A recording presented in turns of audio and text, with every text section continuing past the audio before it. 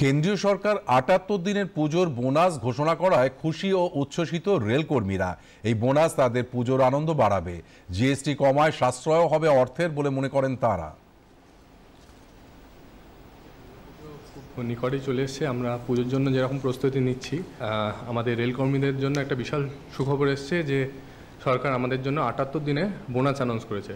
আর পুজোর আগে এই অগ্রিম পাওয়াটা একটা অন্য প্রাপ্তি, এতে আমাদের দুর্গাপুজোর যে আনন্দ আরও দ্বিগুণ হয়ে যায়। শ্রী ঐশ্বর্য বৈষ্ণবজিকে আর প্রধানমন্ত্রীকে আমরা ধন্যবাদ জানাচ্ছি যে আমাদের এই পুজোর আগেই এই বোনাসটা আমাদেরকে ঘোষণা করা হলো এবং দিয়েও দেওয়া হবে।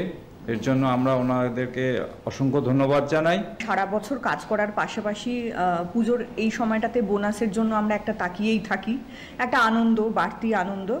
আর যেহেতু রেল স্টাফেরা সবাই খুব ভালো কাজ করেছেন সারা বছর, সরকার, কেন্দ্রীয় সরকার আমাদের ৭৮ দিনের বোনাস স্যাংশন করেছেন, সেই খবরটা আসা মাত্র আমাদের মধ্যে একটা খুশির আবহাওয়া তৈরি হয়েছে।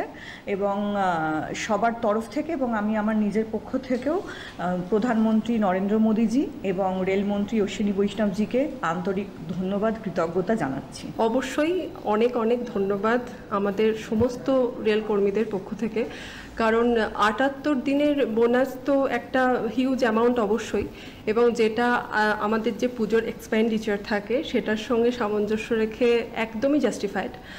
তার জন্য আমরা মাননীয় প্রধানমন্ত্রীজি নরেন্দ্র মোদীজিকে এবং আমাদের মাননীয় রেলমন্ত্রী শ্রী অশ্বিনী বৈষ্ণবজিকে অনেক অনেক ধন্যবাদ জানাচ্ছি। I am very satisfied and I want to sincerely thank Honorable Prime Minister Sri Narendra Modi and our Honorable Railway Minister Sri Ashwini Vaishnav.